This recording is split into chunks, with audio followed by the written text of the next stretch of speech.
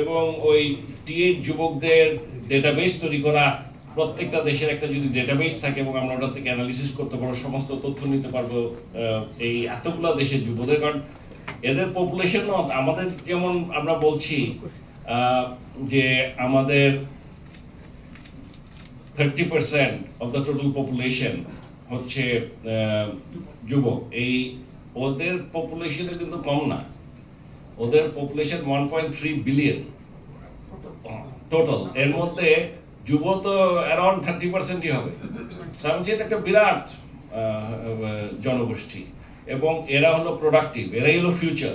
ওরাই একমাত্র পারবে এই সামনে যে চ্যালেঞ্জগুলো আসছে এই চ্যালেঞ্জগুলো মোকাবেলা করতে। কাজে এদেরকে তৈরি করার জন্য আমরা একাও করছি, কিন্তু আমরা যদি সবাই মিলে চেষ্টা করি এবং স্ট্র্যাটেজি তৈরি করতে পারি, একে অপরকে যদি সাহায্য করি, তাহলে আমার মনে হয় এটা সকলের জন্যই ভালো হবে। সেই জন্যই আর অর্গানাইজেশনটা করা। এবং এই যে যুবকদের প্রশিক্ষণ ও সক্ষমতা বৃদ্ধি, এগুলো তো আমরা করছি, আরো করবো, আরো ভালোভাবে করবো। এখন আমরা করছি অন্যদের সাথে, যখন আমরা এক্সচেঞ্জ করব ওদের